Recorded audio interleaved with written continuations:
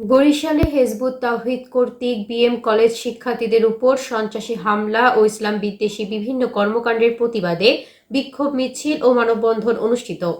17 April শুক্রবার 5 জুমা দুপুর 2 ঘটিকায় বিএম কলেজ মসজিদ গেটের সম্মুখে এ কর্মসূচি অনুষ্ঠিত হয়।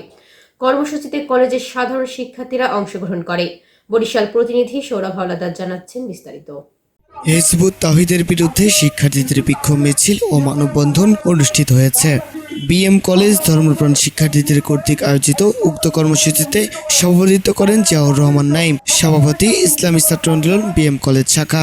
প্রধান অতিথি হিসেবে উপস্থিত ছিলেন নাহিদ সারোয়ার, সাবেক যুগ্ম আহ্বায়ক বিএম কলেজ ছাত্রদল। আয়োজনে বক্তব্য রাখেন আরিফুল ইসলাম, কে এম মাইনুল ইসলাম, মোহাম্মদ রিয়াজুল ইসলাম এবং রাফসানজন ইসলাম, আহ্বায়ক বৈষম্য বিরোধী ছাত্র আন্দোলন বরিশাল। আয়োজকরা বলেন, কথা বলছিল, তারপরে তাকে আমরা ধরি এবং ক্যাম্পাস থেকে তাকে বের করে দিয়েছিলাম। আমাদের কোনো উদ্দেশ্য ছিল না তার উপরে তার উপরে আক্রমণ করার বা আক্রমণ হওয়ার। পরবর্তীতে সে আমাদের উপরে নিজ থেকে লোকজন ফোন দেয় এবং আমাদের বলার পরে আমাদেরকে মারার হুমকি দেয়।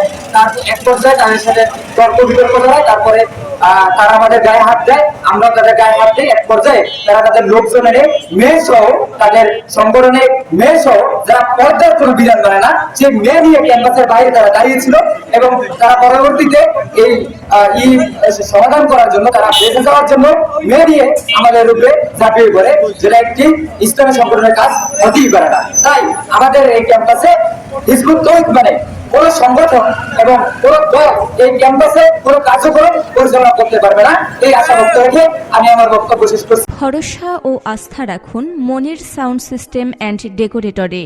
আপনার অনুষ্ঠান হোক গল্পের মতো সুন্দর। ইভেন্ট সার্ভিসের জগতের একটি বিশ্বস্ত প্রতিষ্ঠান।